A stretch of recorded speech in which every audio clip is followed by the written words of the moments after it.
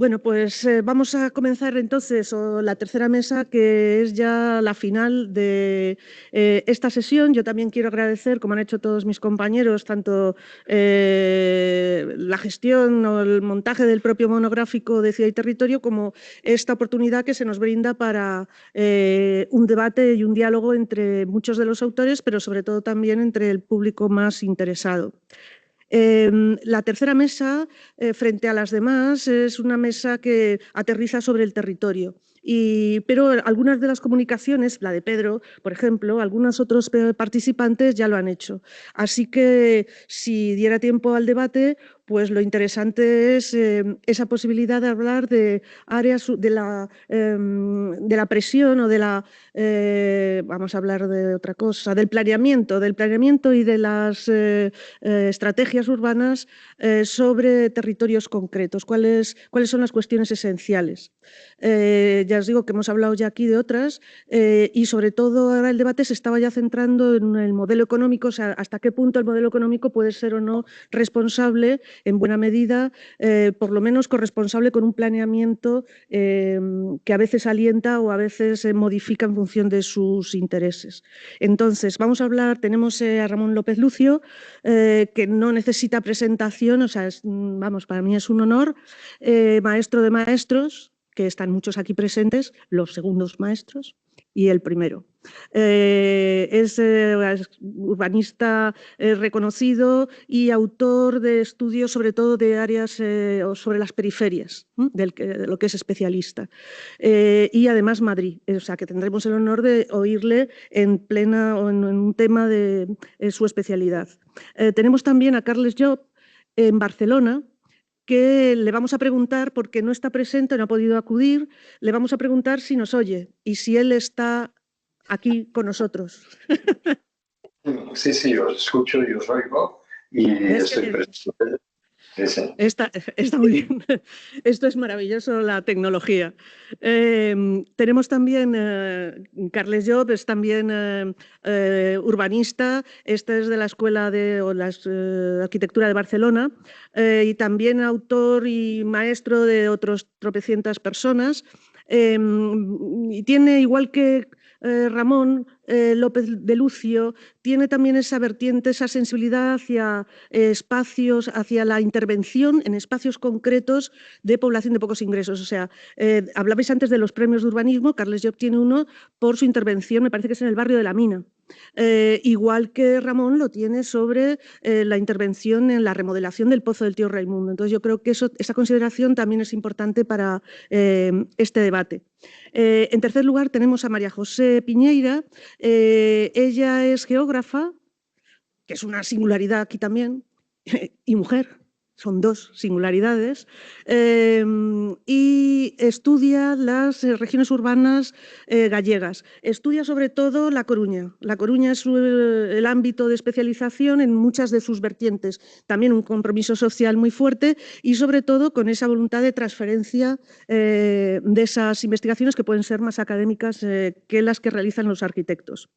Y en cuarto lugar, está Fernando Miguel García Martín, de la Universidad de Cartagena, de Arquitectura, también de la Universidad de Cartagena, que presenta también igualmente esta sensibilidad hacia los espacios urbanos donde la desigualdad es mayor o donde la presión económica trasciende o aprieta a ciudadanos de menor poder adquisitivo. Es curioso porque son estudios, todos ellos, fundamentalmente de periferias, de espacios periurbanos degradados. En fin, yo creo que entonces el debate posterior podría ser muy interesante y concreto. ¿Vale? Yo no quiero hablar más para que puedan hablar los primeros. Entonces, Ramón, cuando quieras.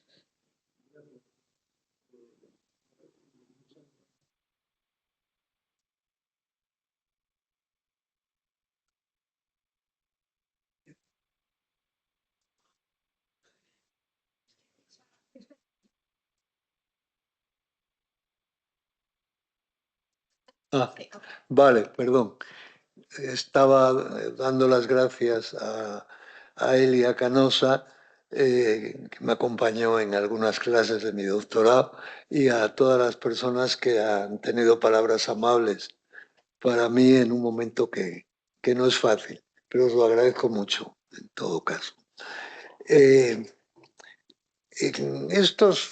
Yo me voy a dedicar sobre todo al tema del crecimiento residencial, que en la ciudad de Madrid ha sido y sigue siendo muy importante. Hemos tratado en el papel de la revista, hemos tratado también el tema de las áreas terciarias nuevas y algunos otros temas, pero yo me voy a centrar, porque solo tenemos 10 minutos, en estos temas, que explican pues probablemente las 2/3 partes, si no las 3/4 partes del crecimiento de Madrid en estos 50 años. Y antes de empezar con esto, quería decir que, claro, me voy a referir a Madrid ciudad, al municipio de Madrid, pero quería señalar, y todo el mundo lo sabe, que en Madrid, en el planeamiento madrileño, tenemos un hueco gigantesco, y es el planeamiento territorial. En Madrid no ha habido ni hay planeamiento territorial. Esto, que podía no ser muy problemático en 1950, a mitad del siglo pasado, cuando la ciudad de Madrid, con sus 3,10 millones que tenía en aquel momento, perdón, me estoy refiriendo a 1970, pues representaba el 83% de la población total de la provincia. Eso ha cambiado radicalmente desde los años 60, 70, 80, 90. Ahora mismo, en 2023, Madrid tiene una población de 3,34 millones, solo un poquito superior a la que tenía en 1970, pero la gran diferencia es que esta población representa ya menos de la mitad del total provincial, exactamente un 48,6%, lo cual quiere decir que las coronas metropolitana y regional, el resto de la provincia de Madrid, representan 3,53 millones, un 51,4%. O sea que más de la mitad de la población de Madrid, del territorio de Madrid, es un territorio que solo tiene planeamientos municipales, pero que no tiene en absoluto ningún tipo de planeamiento supramunicipal.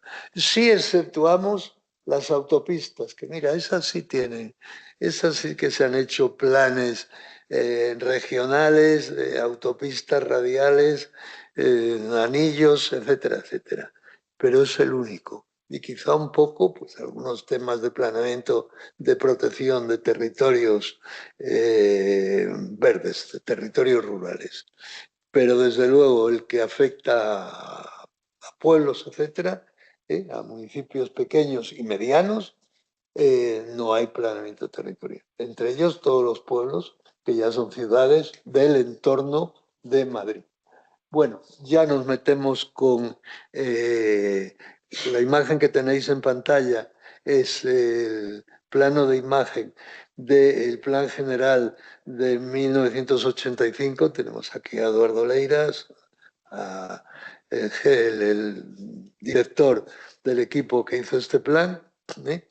Este plan, junto con todo el planeamiento de esa época, es la época dorada, lo puedo decir, yo estoy convencido de ello, la época dorada del planeamiento madrileño. Y no solo el planeamiento, es la época dorada, es la transición democrática, es la época en que se aprueban las leyes del suelo del 76 y sus reglamentos de planeamiento, con los cuales se hizo este plan general. Es la época en que se redacta el plan y hay una renovación metodológica muy importante, ¿no? Vinculada sobre todo pues a tener en cuenta el planeamiento de todos los espacios de la ciudad y además de abajo arriba, o sea, empezando por los PAIs, por los programas de actuación inmediata que lideró Fernando Terán, otra persona que hay que nombrar aquí, y que fueron la base informativa y la base propositiva con la cual se empezó el plan del 85. Bueno, pues vamos a pasar. Por favor, Elia. Sí. ¿Es esta la siguiente? Esta. Este es un fragmento de uno de los libros que hemos hecho en el departamento, uno de los que más me gusta, que se llamaba 1979-1999, la transformación de la ciudad durante 20 años de ayuntamientos democráticos, y que recoge la mayor parte de este periodo dorado.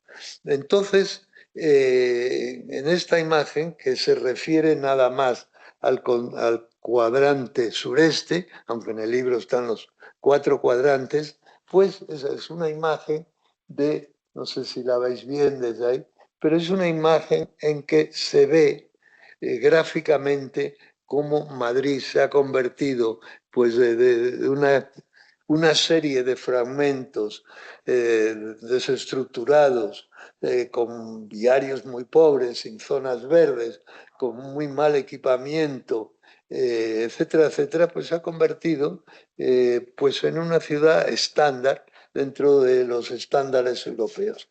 Una ciudad donde los ámbitos residenciales se relacionan unos con otros, donde hay parques, donde hay bulevares verdes, donde hay grandes avenidas, pero donde también hay calles con sus aceras, con su arbolado, etc.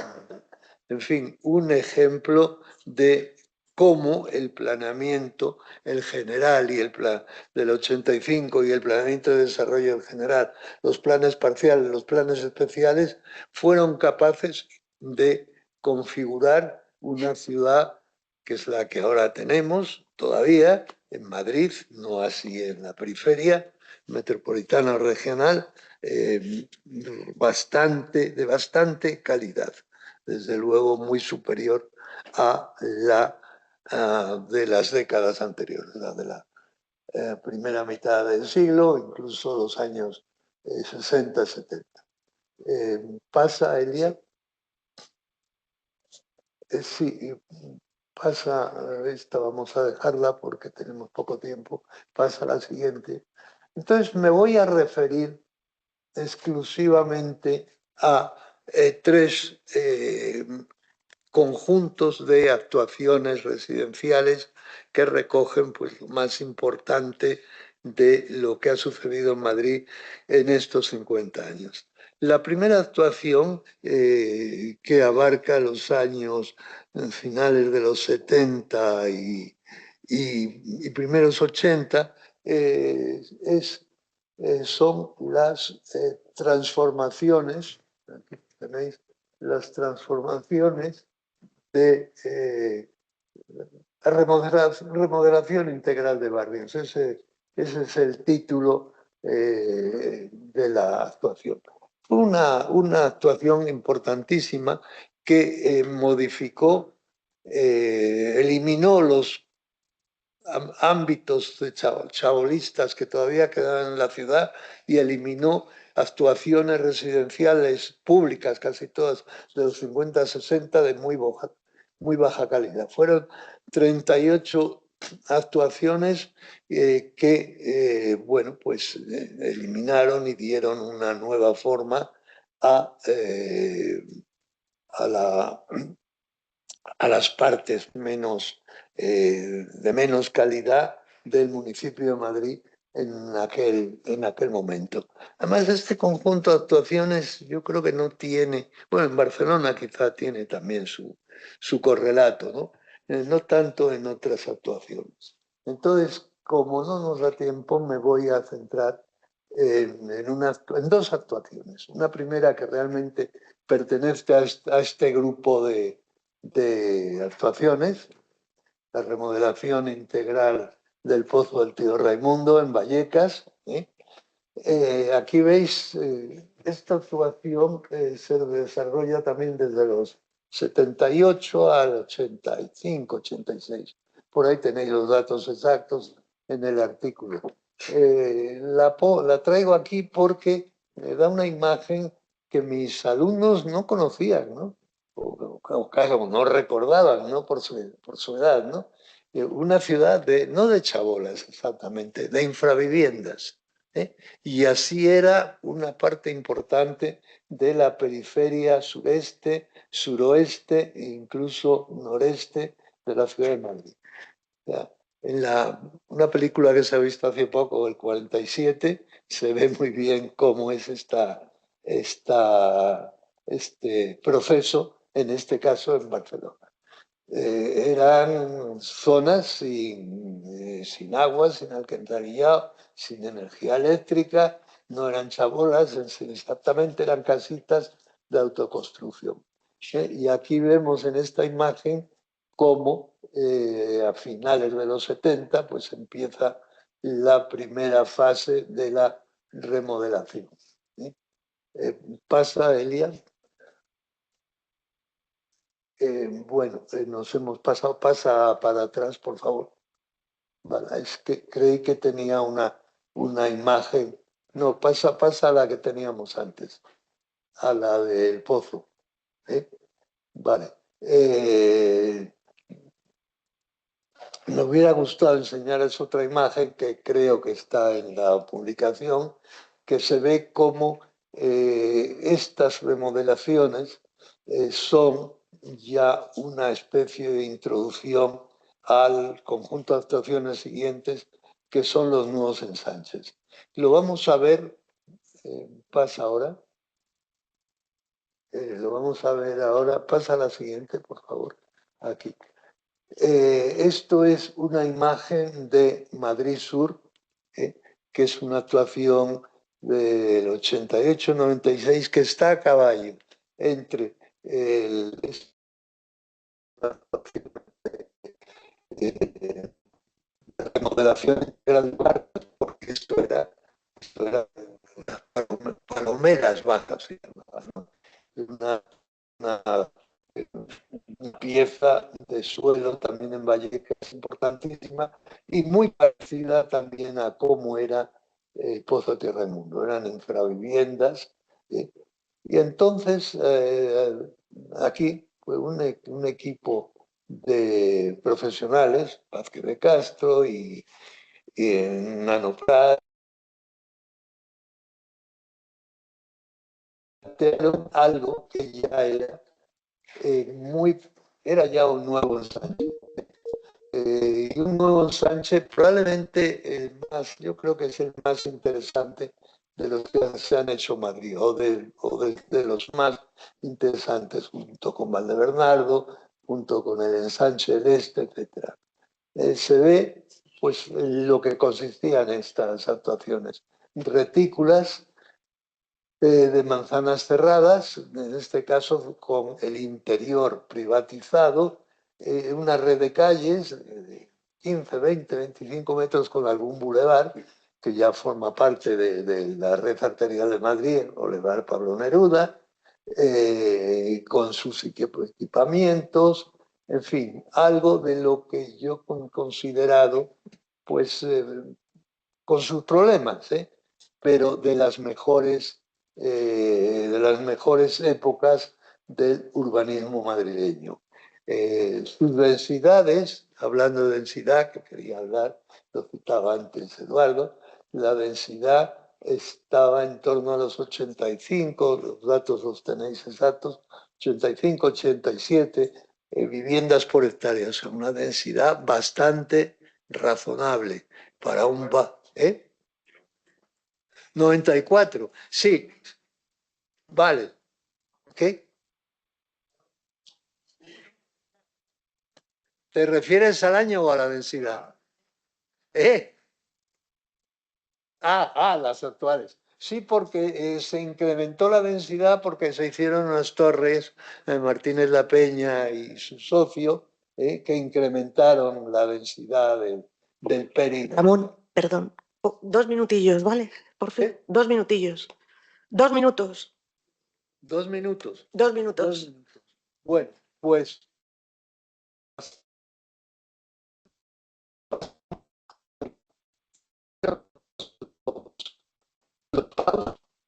todavía dependientes de alguna manera, muy modificados en los años 90 y que forman ya parte de lo que yo consideraría degeneración del urbanismo que se hace en Madrid, del urbanismo residencial de Madrid. Densidades muy bajas, en torno a 34 viviendas por hectárea, 3 veces inferiores a las de muchos de las actuaciones interiores, viarios sobredimensionados, etcétera, etcétera. Como me han dicho que de 2 minutos, pues ya pasamos a la última o penúltima imagen. Elia. Sí. Pasa. ¿Qué es el desarrollo del sureste? El desarrollo del sureste es, desde el punto de vista residencial, quizá pues el último punto de la degradación de la calidad de los espacios que se están haciendo en Madrid. Su densidad no llega, tiene 4.500 hectáreas. O sea, es un tamaño increíble, 6 ámbitos de planeamiento, pero en total 4.500 hectáreas y una densidad que roza los 24 viviendas por hectárea. Son todos los problemas, todas las desventajas que habíamos hablado de los nuevos ensanches, pero multiplicadas. Pues, y bueno, pues para acabar, porque ya me van a sacar la bandera roja, pues solo quería decir que claro, la desgracia de lo que estamos viendo en Madrid es que sin haber abandonado las técnicas habituales de planeamiento general, los planes parciales de desarrollo, etcétera, pues los productos que hemos hecho cada vez son peores. Cada vez son peores en este sentido, más aislados, más desconectados del resto de la trama urbana de la ciudad, con infraestructuras viarias descomunales, con un exceso de zonas verdes, 20 tantos, 30% de zonas verdes, mal urbanizadas, con un uso muy escaso, sin comercio de barrio, con equipamientos muchas veces también infrautilizados. En fin, lo que podíamos calificar de generación del planeamiento y sobre todo del diseño urbano que se ha hecho en esta ciudad. Y eso, que esta ciudad es la única que ha tenido la serie razonable y ortodoxa de instrumentos de planeamiento. Y aquí lo dejamos, luego podemos hablar un poco más de ello.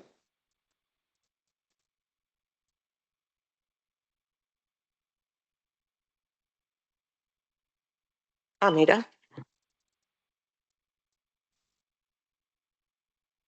Pues tienes la palabra, Carles. Parece que la conexión es un poco inestable, ¿eh?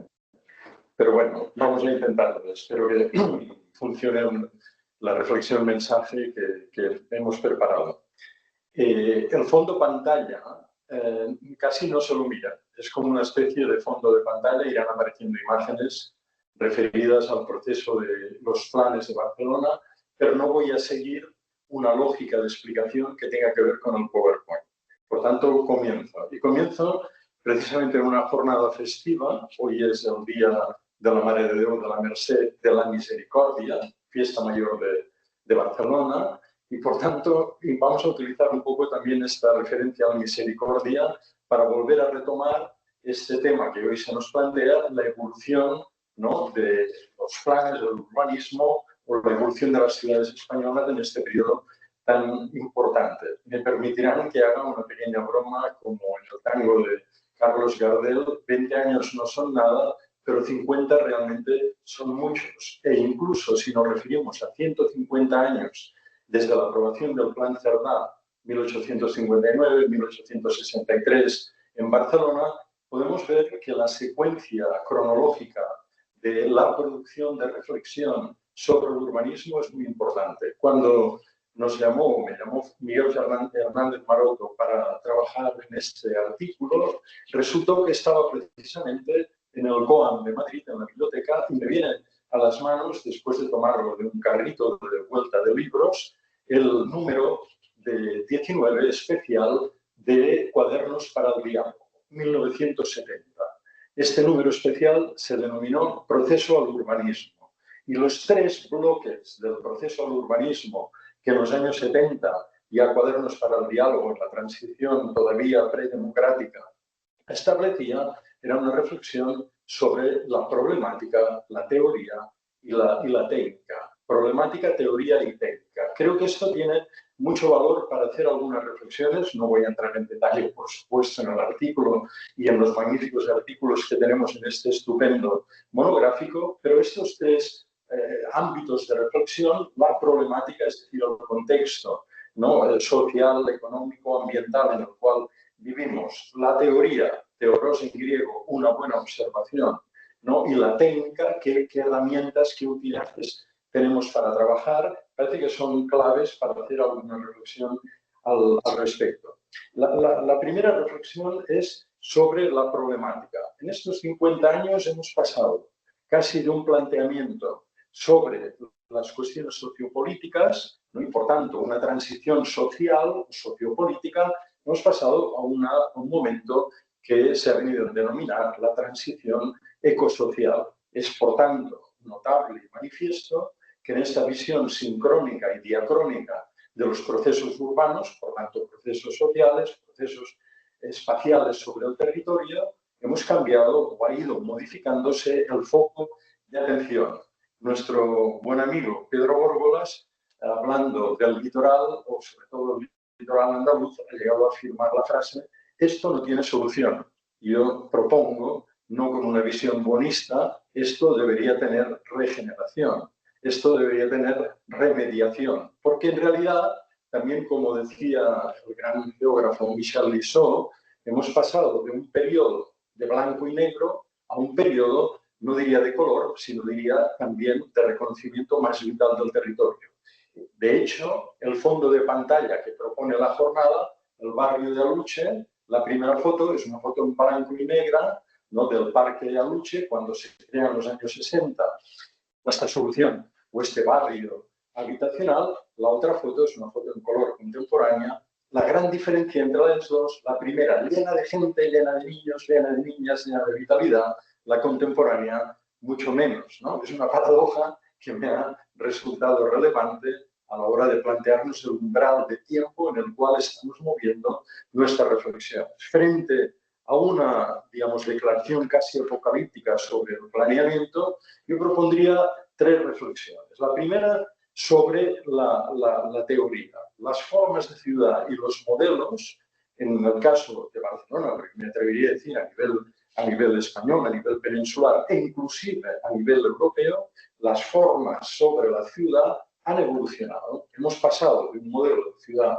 ya no solamente compacta o a una ciudad compleja, sino a un uso alargado del territorio que, por tanto, define o hace necesario concebir lo que llamamos civitas, urbs y polis, y por tanto de la ciudad evidenciable en sus formas, a una ciudad practicada y a una ciudad más mosaico territorial, a una ciudad que en su momento Giancarlo de Carlo y el seminario de Ilse se determinó como ciudad-región y por tanto ahora reconociendo una explosión que hace que incluso determinados ámbitos como los de Alicante, como los del litoral español que hemos visto y ahora también seguramente veremos, ¿no?, en lugar de tener una actitud como retroactiva, debamos tener una actitud activa para recuperar, para regenerar el territorio. Por supuesto, no contradiciendo para nada el análisis escatológico que Naredo ha hecho esta mañana. Por tanto, también poniendo en cada disciplina y en cada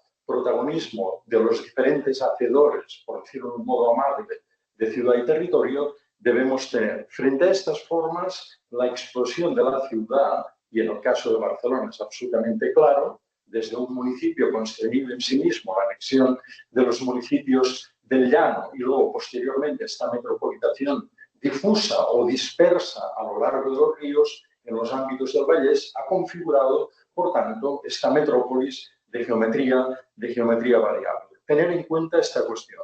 En relación a qué tipo de respuestas, pues desde el plan Cerdá hasta el plan de Rubió y Tudrí, de José Rivi, hasta el plan de Rubió y Tudrí, hasta los planes del GAPAC, el plan de Barcelona y su zona de influencia de 1953, a caballo de la generación de una ley tan importante para la sistémica del planeamiento, ¿no? La ley del 56 y posteriormente el Plan General Metropolitano, hemos ido construyendo no solamente planes, sino que ahora en relación al contexto social, diría, se han ido incorporando nuevos personajes, nuevos actores, nuevos protagonistas en la transición entre el plan del área de la región metropolitana de Barcelona del 66, del plan metropolitano, los movimientos sociales, los sindicatos y sobre todo la red de técnicos urbanistas en sentido amplio que intervinieron en el plan bajo Albert Serratosa,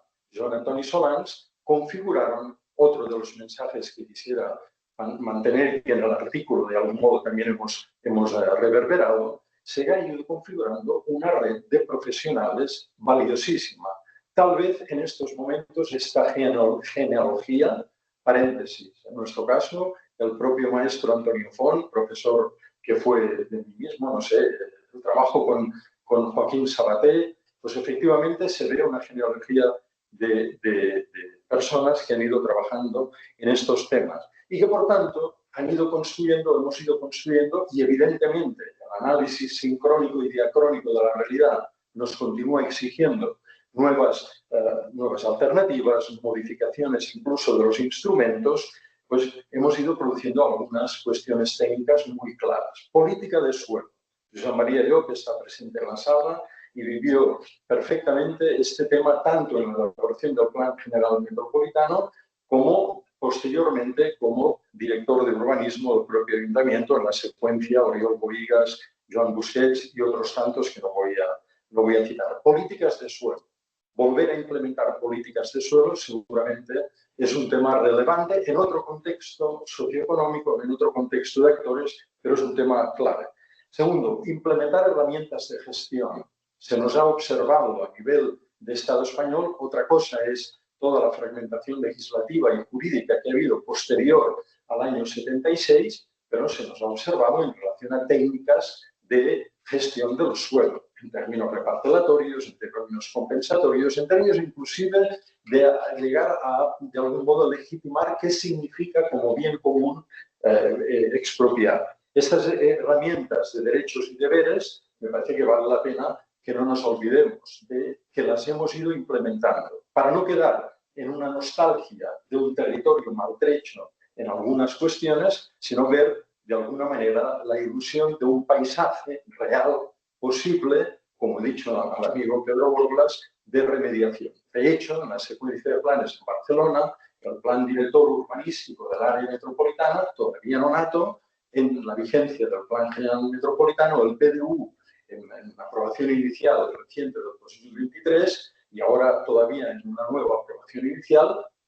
pues han introducido muchas cuestiones metabólicas, cuestiones referidas a la salud, cuestiones referidas a los principios de accesibilidad a la vivienda y, por tanto, veremos cómo esto, de alguna manera, va a ir dando, como no puede ser de otro modo, sus frutos. Las alternativas sobre la movilidad con las propuestas de las V y las H, la gestión del transporte en Barcelona, otro ejemplo, o la implementación de las supermanzanas. Paréntesis y anuncio de actividad. Mañana, 6 de la tarde, en el Ateneo de Barcelona, Salvador Rueda conversará con algunos de nosotros, volviendo a reflexionar sobre el valor de las supermanzanas. En un momento en el que la gestión del urbanismo, en el artículo, aparte de la genealogía de planes, hemos ido explicando en el caso del Ayuntamiento de Barcelona diferentes episodios, por supuesto, el paso a los Juegos Olímpicos, el posolimpismo, la gestión del gobierno Trías, el paso a los comuns y cómo de alguna manera se ha ido permeando no una tradición de continuidad, sino una innovación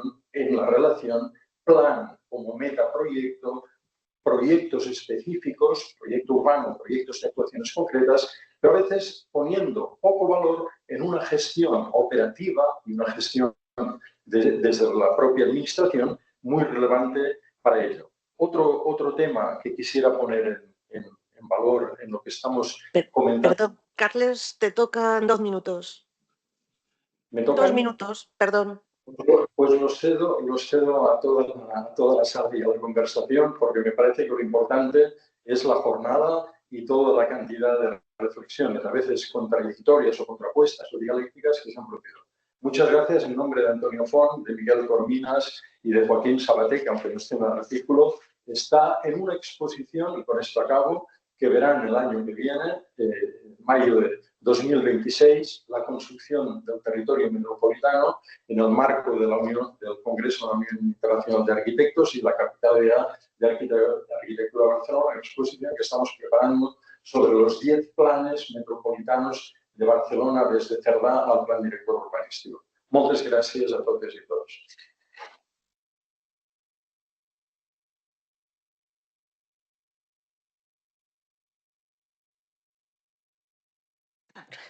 Tiene la palabra María José Piñeira. Bueno, muchas gracias. Gracias por la invitación para estar hoy aquí y también por la invitación para poder colaborar con un texto en el monográfico, un texto que he hecho con 2 colegas de la Universidad de Santiago, que son Ramón López, que está hoy aquí, con Inés Guzmán. Os traigo una presentación del caso gallego. Estuvimos hasta ahora centrándonos en grandes ciudades, en zonas que, como el litoral andaluz, ¿no?, que comentaban anteriormente, que han tenido una presión bastante fuerte y que la siguen teniendo, y ahora resulta que nos vamos a una esquinita, ¿no?, de la península donde esa presión pues no ha sido tan fuerte como en otras áreas españolas y por lo tanto las lógicas varían un poco, ¿no? Y es lo que os quiero presentar. Eso no quiere decir que... no, ahí va. por fin. No quiere decir que Galicia no haya sufrido los mismos procesos que se han registrado en otras ciudades españolas y que habéis comentado aquí, ¿no? Bueno, hemos tenido la ley del 75, pues que optaba por un modelo de... Perdón. De ciudad expansiva la tenías apagada y de crecimiento urbano continuo para luego dar paso, pues a partir de los 90, como comentamos aquí, a un modelo de crecimiento neoliberal. Se habló antes en otras comunicaciones de desregularización, especulación. Eso en Galicia, os diré luego por qué, quizás tuvo una incidencia bastante grande, pero por la forma de entender el territorio y de gestionar las diferentes políticas. Os enseñaré también los procesos de artificialización que comentasteis en otras comunicaciones anteriormente y cómo se dio en Galicia, y luego ya pasaremos pues, a una última fase en la que, como se decía hoy en la primera mesa de la mañana y en la propia presentación, se aboga por un modelo de planificación encaminado hacia la sostenibilidad, la rehabilitación y volver a posicionar el foco de atención en el urbano consolidado y no seguir expandiéndose por el territorio. A nivel de planificación territorial, desde un punto de vista del marco legal, como veis ahí en el año 85, pues digamos que Galicia fue la segunda comunidad que se adapta, ¿no?, a la ley del suelo con la LASGA, pero realmente va a ser en el año 97 cuando tengamos una primera ley que nos suponga una modificación, ¿no?, de otras anteriores. Y por la mañana Marta hacía relación a la complejidad que suponía pues toda la legislación y el cambio de legislaciones y digamos cómo eso puede incidir en que se encuentren nichos a partir de los cuales, como comentaba anteriormente el compañero, pues los promotores inmobiliarios encontraron pues las mejores opciones y el contexto idóneo para hacer sus promociones a lo largo, pues no solamente de las periferias, sino en los pocos solares que quedaban dentro del espacio intraurbano. Pues como veis aquí, en el año 2002 tuvimos una ley de ordenación urbanística y de protección del medio rural, puesto que en Galicia lo urbano y lo rural confluyen, no es como en otras ciudades que tenemos muy bien esas delimitaciones, ¿no?, donde acaba la ciudad y donde empieza lo rural. en Galicia todo se entremezcla y por lo tanto era importante también atender a ese espacio rural, pero como veis ahí, pues en pocos años, pues en 10 años, tuvo 5 modificaciones la legislación hasta llegar a la ley actual del 2016, pues es la que sigue vigente. En todo caso, sí que hay una directriz en Galicia que es que todos los municipios tienen que tener alguna figura de planeamiento. Y entonces, pues para los municipios más pequeños, pues tenemos lo que serían los planes básicos autonómicos y los planes básicos municipales, que os enseñaré luego una foto. En términos de planeamiento general, pues podéis ver que algo más del 50% de los municipios gallegos no están adaptados a la legislación vigente, ¿no? Y que 35 municipios están sin ninguna figura de planeamiento todavía. Hablando de los planes autonómicos y municipales, bueno, van dirigidos sobre todo a los municipios de menos de 5.000 habitantes, que bueno, los tenéis aquí en el mapa de la izquierda y podéis ver el collage de intervenciones propuestas en el mapa superior derecho. Esto se puede ver en un visor que tiene la Xunta de Galicia, como en base a esos planes municipales o planes de interés autonómico, pues van haciendo planes sectoriales, que sobre todo es pues, para la implementación de eólicos, sobre todo en lo que es el lado oeste, ¿no? del territorio gallego, eólicos básicamente y antenas de telecomunicaciones, básicamente, ¿no? Entonces, bueno, pero veis que el eslogan es la Xunta avanza en su apuesta por un urbanismo responsable y sostenible, ¿no? Que es un poco la idea. Tendremos que ver cuáles son los impactos que se derivan de estos planes sectoriales. Y os traigo a Vigo, que bueno, últimamente es conocido por las luces de Navidad, ¿no? y de tener más luces que Nueva York, pero veis que acaba de aprobar su plan, ¿no? Después de 10, 15 años, ¿no? que se lo tiraron abajo, pues, bueno, pues todos celebramos de que por fin se lo han aprobado. Y os traigo Vigo porque, bueno, podéis ver en esa foto la expansión que tiene Vigo. Antes se ya comentaba que yo había trabajado en Coruña porque hice mi tesis de Coruña y digamos que son las dos principales ciudades del territorio gallego, pero con lógicas territoriales muy diferentes. El municipio de Coruña tiene 37 kilómetros cuadrados. Os traigo aquí algunos proyectos que se están lanzando ahora. Siempre tuvo que crecer en altura. Los barrios han alcanzado densidades muy, muy elevadas. Hay algunos de los barrios de Coruña que a nivel España pues, destaca en sus elevadas densidades, mientras que en Vigo lo que tenemos es un urban sprawl, un desparrame por todo el territorio. Ha sido urbanísticamente uno de los municipios que más ha crecido, pero como veis aquí, sin plan general que ordene ese crecimiento. En cuanto al proceso de urbanización, bueno, pues como decía Beiras, ¿no? En el año 70 Galicia era una región atrasada, incomunicada y demás. Gracias a Dios hemos ido cambiando, ¿no? Y digamos que en los años 60-70 los procesos de industrialización que tuvimos, pues determinó crecimientos importantes. No tanto crecimiento, sino vamos a hablar de trasvases. Antes comentaba alguien del público que los crecimientos se estaban dando en función de la población inmigrante. En Galicia lo que estamos atendiendo son a trasvases de la población que dejan unos territorios y se concentran en otros. Tomando el modelo de cartográfico de Juan Manuel, de su tesis que se presentaba antes con las áreas funcionales y los máximos demográficos, pues aquí podéis ver ese corredor rojo que es el eixo atlántico, que es el que va a concentrar a medio plazo pues toda esa población. Y arriba tenéis ese mapita que os ponía antes de la planificación para que comparéis los municipios de ese oeste atlántico que en teoría es el que va a ir creciendo con la planificación que hay. Los naranjas y rojos eran los que no tenían planificación y como podéis ver todo el ámbito sur de las Rías Baixas pues creció sin una planificación. Aquí os traigo otra cartografía un poco para comprender también ese crecimiento. Está cartografiada a nivel parroquial porque si bien es cierto que la parroquia no tiene ninguna entidad administrativa en Galicia, todavía sigue siendo un elemento de análisis por la identidad que supone y la ordenación territorial, y podéis ver, bueno, pues aquellas que superan los 5.000 habitantes, que obviamente coinciden con las principales ciudades y capitales de provincia, pero podéis ver en el mapa de la derecha que tenemos muchas parroquias que nos llegan a 50 habitantes o que están entre 50 y 100 habitantes, y las verdes están entre 100 y 500 habitantes, ¿no? Entonces, si antes hablábamos de un vacío demográfico, bueno, hay que empezar a pensar el territorio en esos términos. Y como os decía, pues hasta los años 80 en Coruña lo que tuvimos fue un crecimiento de la ciudad a 2 velocidades.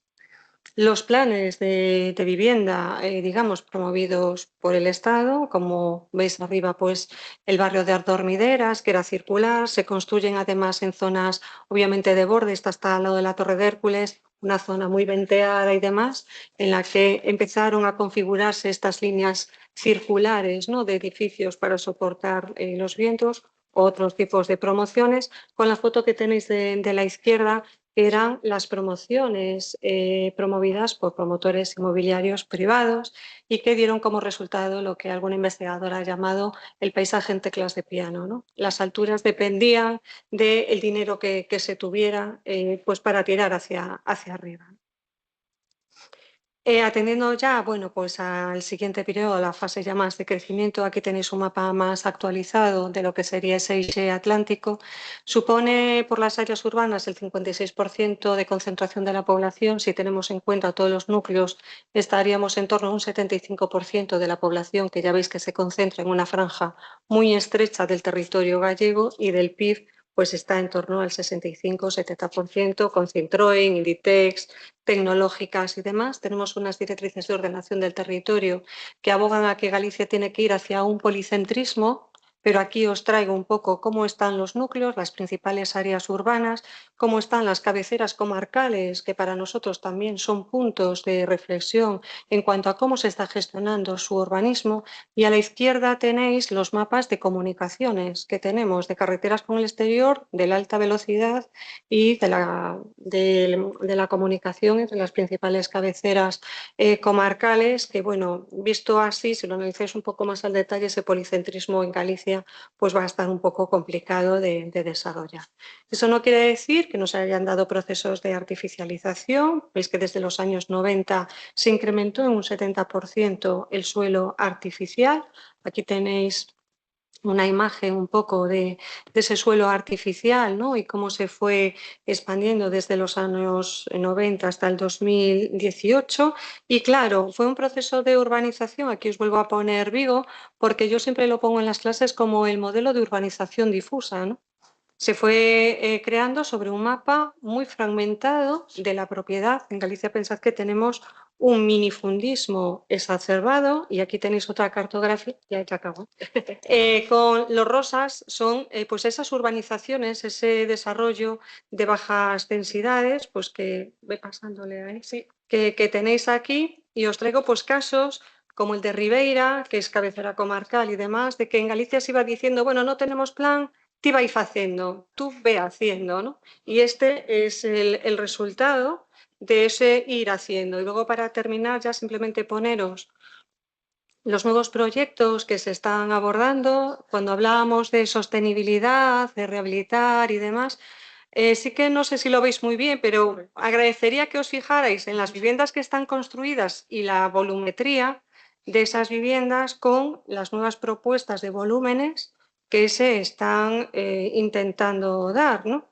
Entonces, bueno, a la izquierda tenéis ese rascacielos. Bueno, Paco Vázquez en su momento quería que fuera, de hecho le llamaban el nuevo Manhattan, el proyecto urbanístico se llamaba Coruña, el nuevo Manhattan, con este rascacielos en una zona que no lo veis bien, pero termina con una uña de percebe, porque la zona se llama Las Percebeiras y era este diseño, y abajo tenéis los nuevos volúmenes que se están haciendo. En todo caso, este proyecto no solamente es reticente por los volúmenes, sino porque en la parte trasera de esos volúmenes quedaría toda una bolsa de vivienda destinada a rentas muy bajas, de degradación, de drogadicción y demás, que se quiere tapar.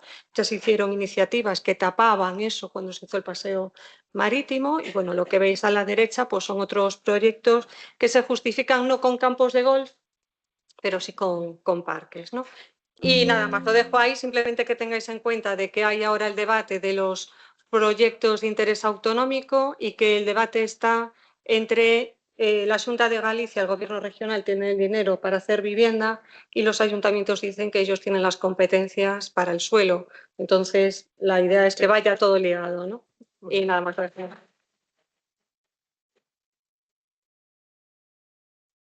Gracias. Perdón, ahora le toca, tiene su tiempo Fernando García Martín, por su tiempo. Gracias. Bueno, no me salto los agradecimientos, porque aparte como soy el último, pues ya nadie más que se los vaya a dar al equipo tanto de la revista como de coordinación del número de organización de la jornada. Nosotros, pues además venimos de la Universidad Politécnica de Cartagena, somos de la Escuela de Arquitectura Pública más joven de España, con lo cual desde el 2013 como escuela, por lo tanto necesitábamos un poco también necesidad de ir generando una información y hacer un diagnóstico de qué estaba sucediendo. Y nos ha venido muy bien en este caso este número para poder consolidar y reflejar en un documento pues ese trabajo de ver un poco en que pues, esas transformaciones diacrónicas y diatópicas que se han sucedido para hacer ese diagnóstico. Con lo cual el artículo está organizado en torno a presentación de la legislación, marco nacional, luego ver cómo se ha ido haciendo el proceso de elaboración del planeamiento general en Murcia y luego nos hemos ido centrando en qué pasaba en un periodo o en los dos periodos respecto a determinados tipos de entornos, ¿no? Conjuntos históricos, las periferias residenciales, las zonas del turismo litoral y luego suelos de actividades económicas. Empezando por cuestiones de planeamiento, aquí tenemos todos los municipios de Murcia en columnas y, digamos, desde arriba son los años más antiguos, hasta abajo hemos ido marcando los años de aprobación. En ese año 75, de inicio un poco del periodo que hablábamos, ahora había 5 municipios en la región de Murcia que tuviesen un plan general aprobado. En esa llegada un poco de primeros años hasta las primeras elecciones democráticas, hubo una actividad, hubo 8 planes generales aprobados, entre ellos nuevos planes para Murcia y Cartagena, y luego también utilización de esos documentos un poco más simplificados de normas subsidiarias o de limitaciones del suelo urbano para una gran cantidad de municipios, con lo cual, bueno, había 5 todavía municipios que no tenían ningún tipo de planeamiento y que ese arranque inicial de este periodo que estamos analizando le dio un impulso. Durante todos los años 80 continuó la actividad en plan general de Murcia, 10 planes generales, 8 de ellos que eran revisiones de algunos anteriores, 23 nuevas normas subsidiarias que completaban y modificaban las delimitaciones del suelo urbano. Digamos, se va estableciendo pues, todo un modelo a través de estos determinados planes que pues en esa década de los 90 se va completando con nuevas normas subsidiarias de algunos municipios que también tenían algunos documentos previos. Saltando todo ese periodo previo a la configuración del urbanismo autonómico, que en la región de Murcia pues parte de esa ley del año 2001, del suelo de la región de Murcia, muy continuista con el contexto nacional, un poco los principios de la ley del 56, incluyendo categorías específicas para suelos dispersos, también de huertas con dispersiones en la región de Murcia, utilizando eufemismos, eran urbanos especiales y urbanizables especiales, introducción de instrumentos de ordenación del territorio, una especie de comodín, ¿no? Como actuaciones de interés regional que podían emplearse al margen del planeamiento y al margen de la ordenación del territorio. Con algunas modificaciones, a raíz de algunas modificaciones, en el año 2005 se aprueba una refundida de la Ley de la Región de Murcia, incorporando una particularidad de la ordenación del litoral, no como del territorio, sino específicamente de lo que es el dominio público marítimo terrestre, intentando adquirir competencias o tener instrumentos para poder realizar intervenciones o planificación sobre esa delgada línea, aparición del suelo no urbanizable inadecuado, que tampoco estaba prevista previamente, incorporación de las reservas de edificabilidad y luego también una flexibilización de los usos provisionales. Esta ley en el 2012 es derogada una parte de ella, una disposición adicional octava, típica cosa que se incorpora en un momento final de tramitación de la ley, que en este caso establecía una equivalencia de los espacios naturales protegidos de esa ley que no he comentado del año 92, que seguía vigente la parte de protección del territorio, que los equiparaba con los espacios de la Red Natura 2000. Y eso permitía actuaciones como la de Marina de Cope, actuación de interés regional, donde había previstas unas 12.000 viviendas en una actuación de interés regional, en una zona que era un espacio natural protegido en la ley del año 92 y que por esta disposición adicional octava perdía su protección porque no estaba incorporado en los espacios de la Red Natura 2000. Eso no afecta solamente a esta actuación, sino que afecta a varias y provoca pues, una necesidad de actualizar, consolidar el sistema y adaptarlo también al marco nacional en la ley que sí que tenemos ahora vigente del 2015 de ordenación del territorio y urbanismo en región de Murcia. Y aquí ya pues, aparecen cosas comunes a toda la normativa más reciente de agilización con los distintos tipos habilitantes fuera de norma y alguna cuestión sobre cómo integrar toda la parte de las actuaciones de rehabilitación, pero dentro del marco existente. Se ve que van completando cosas, pero no se desarrolla como un articulado previo. Desde entonces, 2018-2025, se han ido estableciendo como algunas modificaciones de esta ley, sobre todo para hacer simplificaciones, muchas de ellas aprobadas durante el periodo de COVID dentro de ordenanzas relacionadas con la protección del COVID. Y eso, digamos, ese marco es en el que tenemos todo el desarrollo del planeamiento urbanístico durante esta segunda parte de este periodo artificial que tenemos que marcar, lo contábamos al principio, del 75-2000 y 2000-2025, donde sí se vuelve a producir también, efecto de esa burbuja inmobiliaria del periodo, una gran aprobación de planes, 4 de las grandes planes generales de grandes ciudades, casi todas, o sea, incluido por supuesto Murcia, Cartagena, Lorca y Molina de Segura, aunque Cartagena luego fue derogado, bastantes ciudades medias y pequeñas, ¿vale? Una gran cantidad de municipios también tenían sus planes en tramitación, una gran actividad por cambiar ese sistema. Y ese sistema planteaba un modelo distinto. Si los planes que tenemos son vigentes previos al 2001, los suelos no urbanizables eran casi el 90% del territorio. En los que están aprobados durante este periodo, los suelos no urbanizables son el 67% del territorio. ¿Vale? O sea, bueno, por hablar de la resta, pero evidentemente lo que estamos restando son crecimientos del suelo urbanizable. Y a partir de ese año 2012, donde digamos, la inercia después de la explosión de la burbuja acaba de paralizarlo todo, pues simplemente se han evaluado 2 planes generales, el de Águilas, como primero principalmente referencia, y quedan otros 21 planes generales en algún tipo de tramitación, muchos de ellos abandonada la tramitación y el impulso por parte de los ayuntamientos. El efecto de estos planes en ese periodo previo, 75-2000, lo que poníamos en el artículo es un poco crecimientos del municipio de Murcia, al amparo de este plan general del año 78, 77, final del 77, de Rivas Piera, que está vigente hasta el año 2001, donde dentro de él, pues, crecimientos como los que ya hemos hablado un poco en sesiones previas, de pequeños planes parciales, tratando con bloques lineales que se van curvando, como decía Javier Ruiz previamente, y tratando de generar pues, distintos tipos de espacios públicos de distinta escala e integrar crecimientos de la ciudad, provocando también pues, una ciudad, también hacía referencia, creo, con una calidad importante y sobre todo articulando crecimientos futuros.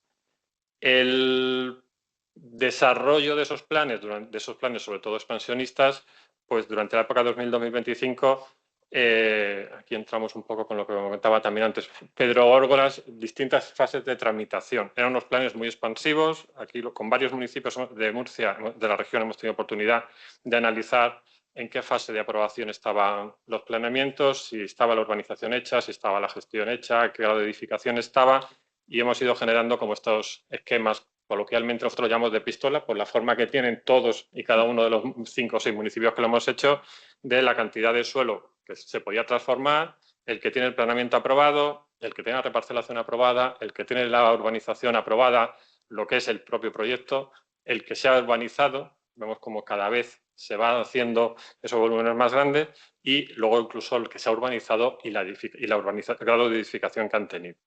Traigo algunos, no sé si eran dos o 3, pero vemos que al final el grado de ejecución de estos planes, a pesar del gran impacto que han tenido en territorio, es muy pequeño, por lo cual aquí hay una cantidad de ciudad durmiente en esos sentidos bastante importante.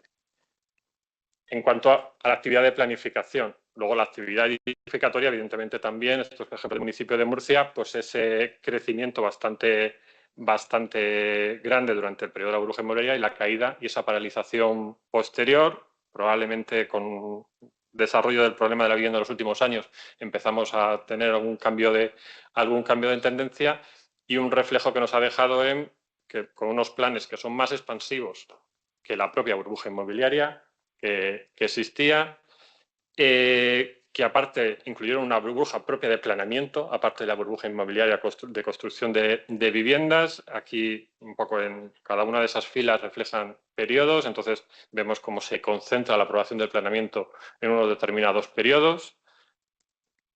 Y ha dejado también sobre el territorio pues unas imágenes, esa ciudad no nata, medio vacía, construida, que, bueno, pues estos paisajes que son habituales en la región en muchas zonas y es un suelo pues, disponible, significar que habría que realizarlo. Y además, una ejecución, con esto trato de terminar, una ejecución diferida en el tiempo. O sea, realmente lo que hemos visto que se está construyendo del 2000 al 2025 eran aquellos crecimientos previstos en los planes previos de los años 80.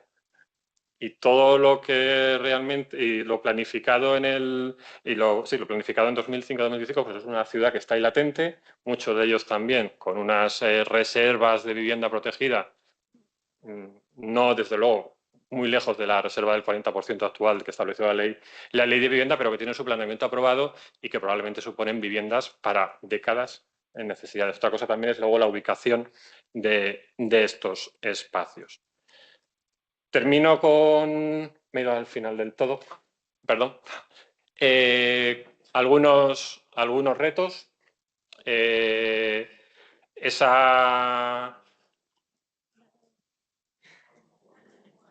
esto que estamos. Vale. Esa necesidad de esa fragmentación y descontinuidad del territorio que ha provocado este urbanismo expansionista. No solamente la necesidad que vamos a tener de coser esos crecimientos y reutilizarlos, sino también de ver qué hacemos con todos los que ya están planificados y el punto de vista actual respecto a qué hacer con ellos es distinto. Necesidad de integrar la rehabilitación en los nuevos planes. Casi todos los planes vigentes, el modelo que planteaban no contemplaba actuaciones de rehabilitación.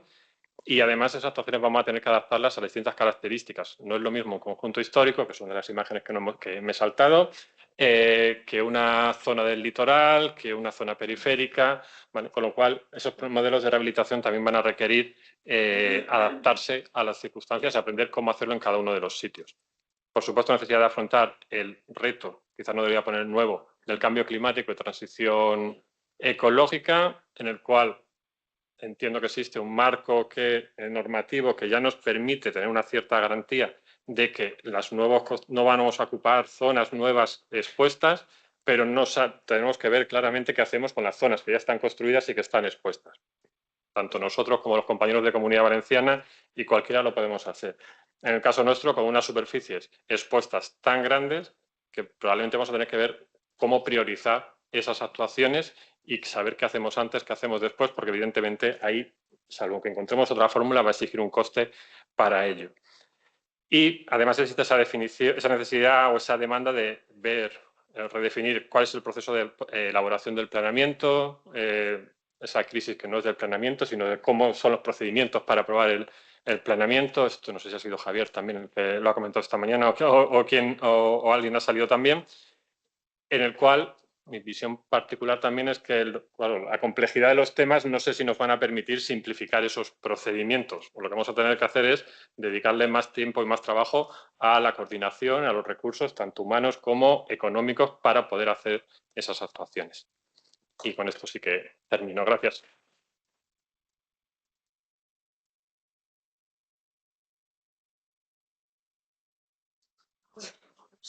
Y quedan 2 minutos para una pregunta o un poco más. Mirad, ahí.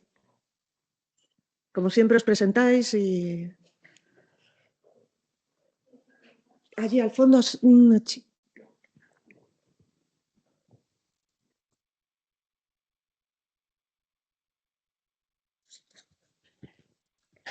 Hola, ¿Se me escucha? Sí. Bueno, muchas gracias. Yo creo que ha sido muy interesante toda la mañana y todas las ponencias que hemos escuchado. Yo soy Gloria María Caravante, soy profesora de la Universidad de Valencia y me da miedo hasta decir la profesión. Porque claro, antes de Elia ha presentado a María José, dice, es un caso singular, es mujer, geógrafa y yo soy trabajadora social. Entonces digo, bueno, si me tienen que echar de la sala, como ya es el final, pues ya nos vamos. Claro, ¿por qué me apunté yo a esta jornada en particular? Bueno, pues un poco interpelada por la foto en blanco y negro de las barriadas, ¿no? Una foto que son ecos del pasado, pero que también recuerdan un poco al presente. Antes también se ha comentado a lo largo de todas las mesas que hemos aprendido mucho a lo largo de estos 50 años, pero creo que todavía tenemos que aprender mucho más, porque hay mucho conocimiento que no se ha aplicado.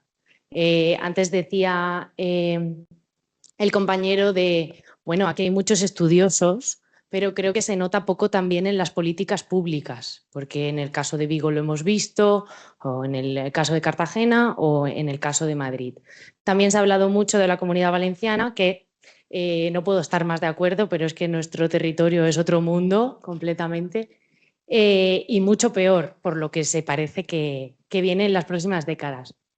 Entonces, un poco interpelada por esa foto en la que todavía hoy nosotras, las trabajadoras sociales, trabajamos en ese tipo de contextos o también en casas de autoconstrucción, etcétera.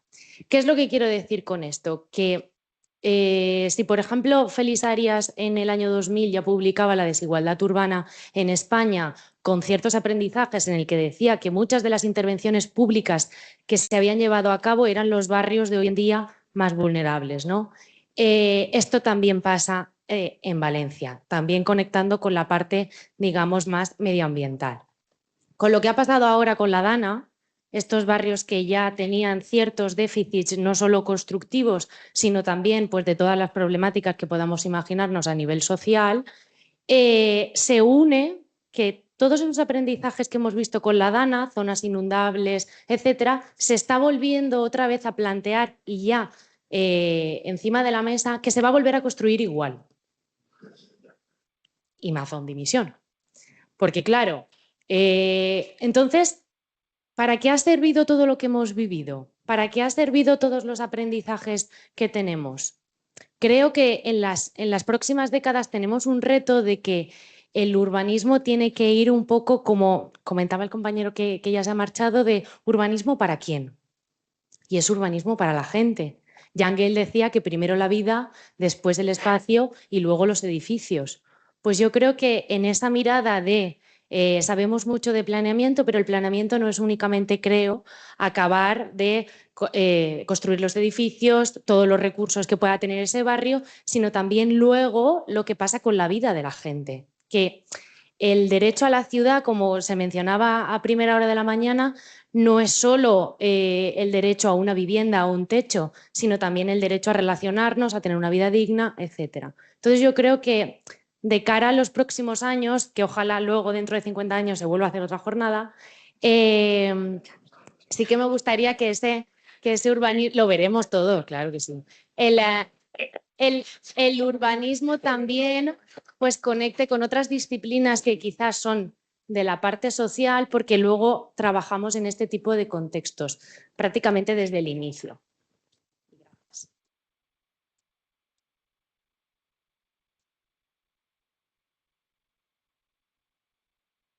Pues si pensáis, yo creo que entonces podemos dejarlo y se cierra la jornada. Muchas gracias.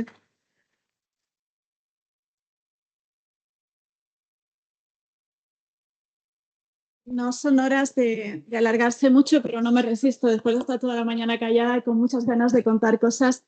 Solo 3 referencias que creo que son importantes. Es verdad, hemos hablado de los 50 años, de lo que ha pasado con la perspectiva de quien estudia de lo que ya ha ocurrido y tiene la posibilidad de mejorar, evaluar, criticar, hacer un seguimiento.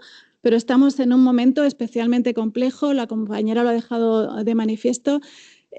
Hablaba antes de la Subdirección General de Urbanismo del Estado, que es esa subdirección general que no tiene competencias en materia urbanística. Tiene unas competencias muy buenas, como la capacidad de organizar jornadas como estas o de tener revista como la de Ciudad y Territorio. Y otra competencia también muy interesante que es la de observatorio de lo que está pasando a nivel nacional. Y lo que está pasando, con todo lo que sabemos, con todo lo que hemos vivido y con todo lo que hemos aprendido, como mínimo deja un poquito de inquietud. Esos planes estratégicos autonómicos que se han comentado, esas actuaciones de interés regional que se han comentado, esa necesidad de vincular la política de vivienda, la vivienda dotacional, la vivienda en suelos dotacionales sin cesiones. Quizás estamos a tiempo de poder dar un poco de una vuelta a esto, porque si no, de aquí a 9 o 50 años, que difícilmente estaremos, pero a lo mejor sí a 10 diremos qué ha pasado en estos 10 años en los que hemos creado ciudad sin sistemas generales, dotacionales y todo en pro de algo que está fenomenal, que es pues eso, conseguir vivienda, ¿no? En fin, muchos temas muy interesantes, muchos planteamientos, y en todo esto, pues permitirme, porque lo tengo que decir y que menos conocéis, os sabéis por qué, tenemos que cambiar algo, por lo menos utilizar las herramientas que hoy por hoy están empezando a funcionar. Y seguro que se me calla ahora todo es decir lo que estoy pensando, pero creo que es importante que desde la necesidad del instrumento de planeamiento y de la planificación, que yo creo que no ofrece ninguna duda y el compañero de Cartagena lo dejaba clarísimo, a lo mejor lo que hay que agilizar y flexibilizar son los procedimientos. No hablamos de muerte de planeamiento, por lo menos no nos gusta decirlo así. Sí utilizar otras herramientas que están permitiendo que se acerque a la participación ciudadana y los que se hablaban también al principio, como son las agendas urbanas, y utilizar esos planes de acción local y esas agendas urbanas locales para intentar descargar y aligerar esos instrumentos de planeamiento que han funcionado, pero que a lo mejor necesitamos cambiar para que esto sirva. Una conclusión que se dijo en la presentación del monográfico 2023 sobre planeamiento y que se ha repetido y que se ha intuido en todas las ponencias de esta mañana es que tenemos instrumentos de planeamiento con una antigüedad cercana a los 27 años. En la DANA, en los 78 municipios que el Real Decreto de declaración de catástrofe de la DANA, hicimos un estudio rápido y urgente como son las cosas en la administración y solamente 15 tenían un instrumento de planeamiento aprobado con posterioridad a la ley de 2007, que era la primera que recogía la obligación de establecer los mapas de riesgos. Y no es porque no haya medios o porque Patricova no recoja las zonas inundables o las zonas, se trata simplemente de que a veces se nos olvida que hay muchas decisiones que dependen mucho de los ayuntamientos, que hay que acercarse a definir ese modelo urbano desde abajo, desde el planeamiento, desde lo que se puede hacer y lo que no se puede hacer, porque también es verdad que hay muchos alcaldes que tienen que ser muy valientes para, con los medios que tienen hoy por hoy, poder atreverse a modificar un instrumento de planeamiento, ¿no? Somos muy conscientes de este observatorio que somos aquí, de todo lo que queda por hacer y no siempre tenemos muchas facilidades, pero desde luego la administración. Y por terminar de manera optimista, sí que tiene muy claro cuál es el diagnóstico y hacemos lo que se puede en todos los niveles para poder mejorarlo. Pero os pedimos ayuda, o sea, esa sabiduría que está hoy aquí y que viene estando desde hace muchos años y que tiene la experiencia de lo que se ha hecho bien, mal y regular, tenemos que utilizarla también abriendo un poco la mente a esos pequeños campos o a esas herramientas que hoy por hoy los ayuntamientos están recibiendo como una oportunidad. Y hablo, pues eso, de la agenda urbana y que quizás a lo mejor puede ser, podamos utilizarlo un poco para identificar o para ayudar a mejorar esas vulnerabilidades que sé perfectamente se han identificado. Dicho esto y como cara a futuro, pues como cara a lo de hoy, a lo que estamos aquí, a lo que nos ha traído, millones de gracias a todos. Creo que ha sido una jornada muy interesante. Ojalá que a todos les haya parecido como mínimo como a mí. Es un lujo poder pararse de vez en cuando y aprender y escuchar a gente que sabe tanto y tomar nota, luego a ver dónde termina, pero por lo menos tomar nota de esas necesidades que surgen. Insisto en agradecer muy sinceramente, por supuesto, a Eduardo de Santiago como secretario de la revista, a todo el equipo, a los coordinadores que habéis hecho un trabajo que no es nada fácil porque la complejidad del urbanismo que ha quedado de manifiesto aquí no permite, lo decías Iván al principio, no permite sistematizar ni sintetizar, pero yo creo que se ha hecho un esfuerzo muy logrado con este monográfico que, como decíamos también, estamos seguros que va a ser una referencia del urbanismo y de la historia de la revista, por supuesto. Gracias, como digo, a Eduardo como secretario general, coordinador responsable de todo esto, pero por supuesto también al resto del equipo. A Nélida, que ha trabajado incansablemente, a Miguel, que le ha ayudado, a Carolina, a Lara, a Elena, a Cecilia, que está por ahí, que lo ha hecho todo para que saliera esto bien, que parece fácil, pero no lo es. A Marcos, a Elena y al resto de compañeros que están arriba, todos ellos, que son un equipo estupendo, que no os imagináis la calidad de gente que hay trabajando también en la administración, a que a veces no se sea consciente de ello. No me alargo más, hay un vino y, bueno, no, me ha pedido mi compañero, perdonad, mi compañera me ha pedido que deslice, así como que literalmente con esa expresión, que se puede descargar el monográfico de la revista en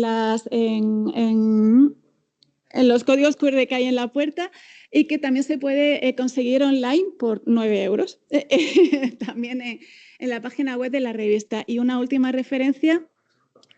Sí, la versión en papel, efectivamente, desde el Centro de Publicaciones del Ministerio. Una vez más, gracias a todos por estar aquí. Gracias a José María Ezquia, que con este número da el empuje a esa nueva época de la revista Ciudad y Territorio, que estamos convencidos de que continuará todo lo que se ha hecho hasta este momento, y a tomar un vino a la salud de todos y del urbanismo de España. Gracias por otros 50 años.